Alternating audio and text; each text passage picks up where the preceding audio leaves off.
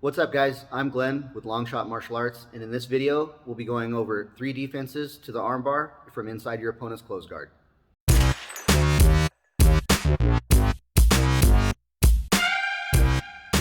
guys, the first thing we're going to look to defend the armbar from inside your opponent's close guard is just not allowing them to get their hips offline. Right now, Kyle is lined up perfectly with his head and my head. His hips are lined up directly with my hips. So for him to get his arm bar, he needs to isolate my arm and get his hips out. So go ahead, Kyle, hit one full arm bar. Boom, right here. Now, at the finish, you see Kyle's hips are off to the side, his head is off to the side, which allows this leg to come over. So let's go back to the beginning. The first thing is just general awareness. I don't want to let him isolate my arms, and as soon as he starts touching my arms, even if I can't stop this from getting controlled, I still need to try to fight it, get a little bit of weight on him, and now as he tries to take his angle, I need to turn with him and not allow him to take his angle. So either side he goes to, he can go the other side. Anytime he starts getting his hips out, I need to immediately square back up to him. And now, the way I'm doing this is not just trying to walk on my knees. So like, if he goes to the side here, pops, right here. I'm not going to be able to follow him fast enough on my knees. I need to use my legs, especially when he tries to bring this leg up. I need to stack in and keep my head in and pick my leg up and almost take a shot and put my knee down in order to make the distance up to catch up to his hips. Now even if he has my arm, if he just stays right here, let's go back to the side here. If he just stays right in front of me, don't get your hips offline, try to bring your leg over. You really can't. He needs that angle in order to open up his hips. Yeah, I would have to really mess up for him to get this armbar from here. So even if you can't stop the arm from getting isolated, I need to stay in front of his hips. That's really cool. I didn't even think of that. Oh, you didn't? Because for me, my armbar defense is tuck, smash. Yeah, which that's like best case scenario, that armbar defense, because really it's just prevention, and submission defense is all about prevention. The earlier you can prevent the setup or even prevent the opening for it, you're never going to be in that much danger. So like, the more you have to think about like trying to smash and really fight out of it, the more you've messed up and the closer you are to the finish. So like most armbar defenses, they focus on like the very end, like right before you're about to tap. Well, with submission defense, there's such thing as being too late. Right. You know, so the Especially earlier, if you get somebody who's like me, ravenously strong. I don't care what your defense is trying to do. I can just hold it in tight. Yeah. That's like, yeah, and you can get away with that, especially the further along you are, the easier it is to have that strength put the final touch on. So if you're disadvantaged in strength at all, then you definitely don't want to let them even get close to it, because then you're never going to be able to apply your technique effectively to fight that big of a strength difference. Right. So that right there, just turning your hips and not allowing you the room and the angle to get your leg over, that is like, for me, the best armbar defense from on top. And then it gives me a lot of time, especially if I'm grappling with somebody who's stronger than me and has an idea what they're doing. It gives me a lot of time to get my hand back and try to hand fight, as opposed to trying to stay in one place, letting the hips get out, and then me trying to worry about just only my arm while I'm being pulled off angle outside of my base, and now I'm off balance, and now I have less leverage to combat your legs, which are your strongest part of your body. Right.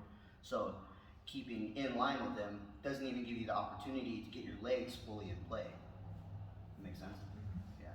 All right, guys, the second way we're going to go over defending an armbar from inside your opponent's close guard is figure fouring your arm and trapping the leg or stopping it from coming across your face completely. So as Kyle isolates my arm and he takes an angle, boom, pause right here. Let's say he's too far ahead of me and I cannot square back up to his hips and I cannot turn to face him. I need to make sure that I keep a bend in my arm. If I try to push away and extend up, the leg is coming and I actually help him apply the armbar. So trying to yank the arm out, while you might get away with that in no-gi, or even when you're in no-gi, sometimes you're dry or the guy's just got a really great grip on you and you're not going to always be able to just rip your arm out of here.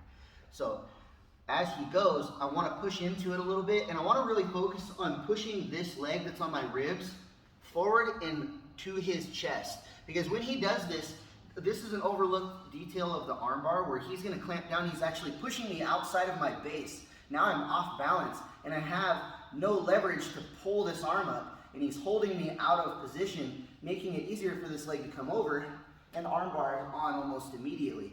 So as he takes an angle and I can't follow him, I'm going to jam into him and pull myself to his chest and try to get heavy on the back of his thigh and the back of his knee. And I'm going to make a figure 4 grip and grab my head. As he tries to bring that leg over, I turn and I block. This can be done a couple different ways, or this can be finished a couple different ways. I can try to throw his leg off while I readjust and turn into him, making it hard for him to bring the leg back over. Or, as he goes, I jam in, and this makes it harder for him to bring it over. It gives me more time to get my hand on the back of his thigh. Let's say he gets it all the way over there. I need to bring him up on his shoulders, and I will prop him up with my knee on his back here to make sure that it's a little bit harder for him to bring his hips back down and push me off balance. I don't want to go too far where now my head is outside of my base because I'm going to lose balance, and he'll probably spin all the way through, finishing like a belly down armbar.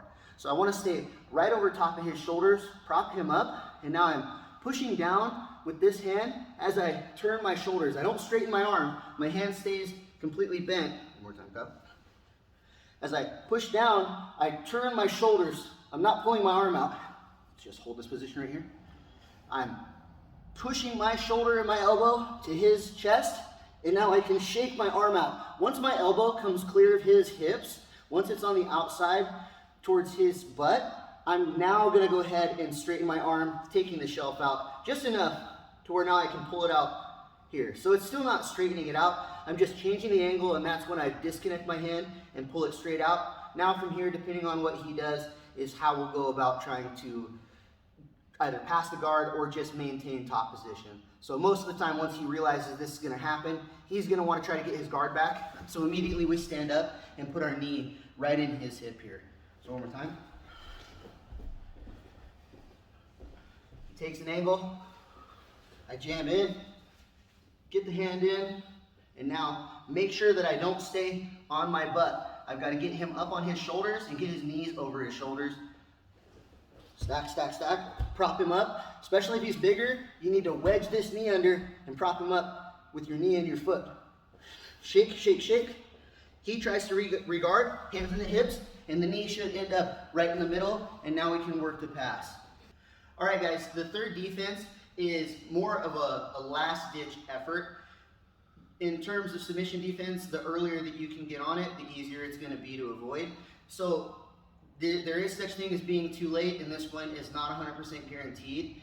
It's a way to buy time as we apply the stacking and squaring back up to the person to try to shake the elbow out past the hip line. So as Kyle goes for his armbar, we're going to pause right here. So again, I can't follow him. He's too fast. Let's say I can't get the full lockup. I need to try to at least make a gable grip with my hands and try to put a little bit of bend and use this second arm on the gable grip to help pull my body up over top of him in order to start working up to my feet while keeping a slight bend in my arms. So he gets this leg all the way over. I'm pulling, stacking up, and now let's say he's already starting to extend his hips up a little bit. Yeah, right here, go ahead, come back down. Yeah, I really want to make sure that he doesn't go that extra, like that last inch there.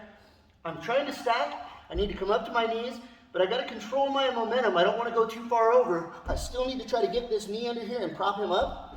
And now, as he's extending up, let's turn. As he's extending up, I need to make sure that I don't allow this thumb to stay to the ceiling, or no matter what I do, he's pretty much finished. All he's got to do is just slightly engage the hips, and he's got the tap. So I need to keep this as bent as I can, and as soon as I stand up, I'm gonna turn. I even use my other hand to help turn my thumb down and try to put it in his armpit, like punching him in the armpit. Go ahead and finish the armbar from right here, Kyle. Yeah, so it's almost like a standing hitchhike escape. I really need to make sure that I turn my thumb down, and now I'm stacking, trying to square back up to him. I'll prop my knees under him, shake, and depending on what he does, I'll either back out or I'll try to throw the legs by. turning my thumb, punch him in the armpit, get heavy, prop him up with my knee, and kind of sit down towards my heels. I don't want to try to sit up and yank my arm out, or he'll turn my thumb back over and he'll get the arm bar. So I still need to put pressure down, and I need to force my elbow to have a slight bend in it. So go ahead and move this arm, so just right here. So I'm trying to put this hand right in his armpit, as opposed to allowing it to come up here. As it goes, I'm even turning my own hand and pushing in and trying to get my shoulder heavy on his leg to give me a little bit of room. Go ahead, tighten it back up again with your hands too. Yeah, so he's gonna be hand fighting. I'm actively turning my own wrists away, and now stack, stack, stack. Try to square up to him, shake, shake, shake, and always trying to keep my elbow bent as I shake. Now, depending on what he does, most likely he'll try to get back to his guard, so I back out and put my knee in his butt. I hope this helps, guys. Thank you for watching. If you enjoyed it, please like, share, subscribe, comment. It really helps the channel grow. Thanks.